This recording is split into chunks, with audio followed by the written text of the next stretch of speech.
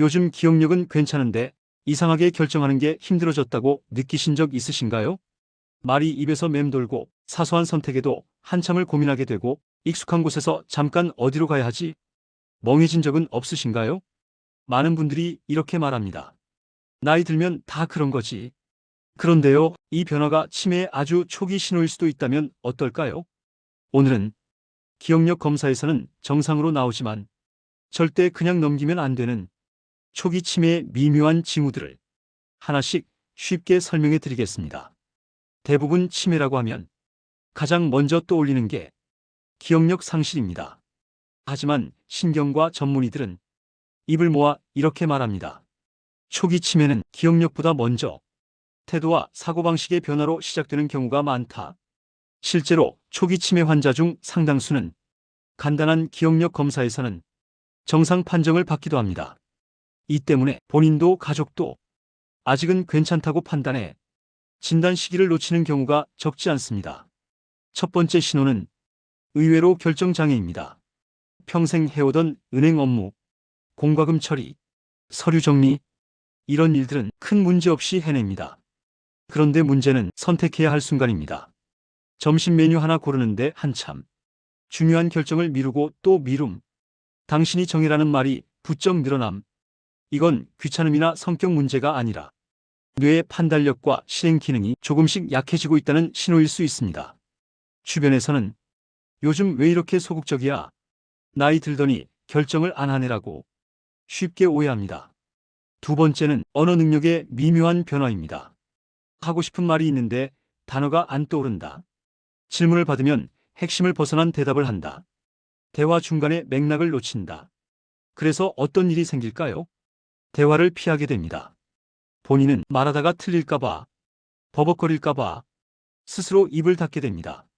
이는 뇌의 언어 처리 기능 변화로 환자 본인이 먼저 불편함을 느끼는 경우가 많다고 설명합니다. 가족 입장에서는 그저 말수가 줄었네 정도로 지나치기 쉬운 신호입니다. 세 번째는 가장 오해가 많은 부분입니다. 쉽게 짜증을 낸다. 불안해한다. 사소한 일에도 예민하다. 주변에서는 흔히 이렇게 말합니다. 우울증 아니야? 갱년기라 그런 거지. 하지만 이전 성격과 분명히 다른 정서 변화가 지속적으로 나타난다면 초기 치매 신호일 수 있습니다. 이는 감정을 조절하는 뇌 부위의 기능 변화 때문입니다. 중요한 포인트는 원래 성격과의 차이입니다. 초기 치매라고 해서 갑자기 길을 잃는 건 아닙니다. 대신 이런 일이 반복됩니다. 주차한 위치가 기억나지 않는다. 늘 가던 곳에서 동선이 헷갈린다. 순간적으로 방향 감각이 흐려진다. 대부분 내가 좀 부주의했나? 라고 넘깁니다. 하지만 이런 경험이 반복적으로 나타난다면 단순 실수가 아닐 수 있습니다. 여기서 가장 중요한 이야기입니다.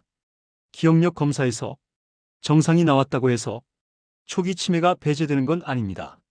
치매는 기억력, 판단력, 주의력, 언어 능력, 실행 기능, 이 중 어느 하나라도 먼저 흔들리며 시작될 수 있습니다.